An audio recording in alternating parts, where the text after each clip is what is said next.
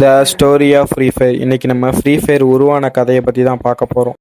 Free fire வியட்நாமில் ட்ரிபுலன் studio அப்படின்ற ஒரு கம்பெனியால் உருவாக்கப்படுது. ட்ரிபுலன் ஸ்டூடியோ என்ன நினைக்கிறாங்கன்னா, பிசியில் ஏகப்பட்ட பேட்டில் ராயல் கேம்ஸ்லாம் இருக்குது, ஆனால் மொபைலில் அந்த மாதிரி எந்த கேமும் இல்லைன்றனால லோ எம்பியில் ஒரு கேமை க்ரியேட் பண்ணுறாங்க.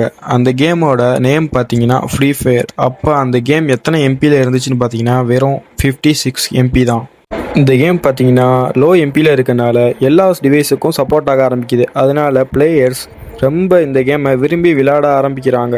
இது மூலமாக இந்த கேம் அதிகமாக வளர்ச்சி அடைய ஆரம்பிக்குது. ஒரு மொபைல் கேம் அதிகமாக வளர்றத பார்த்த கரீனா அப்படின்ற கம்பெனி மொத்தமாக ட்ரிபுலன் ஸ்டூடியோவை வாங்குறாங்க. அவங்க சில அப்டேட்ஸை விட ஆரம்பிக்கிறாங்க. கேம்ஸோட கிராஃபிக்ஸை மாற்றுறது, கேம்ஸில் சில விஷயங்களை ஆட் பண்ணுறது மூலமாக பிளேயர்ஸுக்கு இது ரொம்பவும் பிடிச்சி போய் இந்த கேமை இன்னும் அதிகமாக விளையாட ஆரம்பிக்கிறாங்க. 2019 மற்றும் 20 அதிக பிளேயர்ஸால் விளையாடப்பட்ட பேட்டில் ராயல் கேமில் ப்ளே ஸ்டோரில் டாப் 1க்கு வருது இந்த கேம். 2021 ப்ளே ஸ்டோரில் பேட்டில் ராயல் கேம்லேயே 100 கோடிக்கு மேலே டவுன்லோட் செய்யப்பட்ட கேம்னா ஃப்ரீ ஃபயர் தான். ஃப்ரீ ஃபயர் மொபைலில் வந்த முதல் பேட்டில் ராயல் கேம். இதன் வளர்ச்சி கோவிட் டைமில் தான் இதோட வளர்ச்சி அதிகமானது.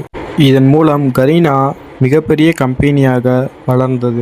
இது மூலமாக நம்ம எப்படி ஃப்ரீ ஃபயர் உருவானது, அதன் வளர்ச்சியும் பார்த்தோம்.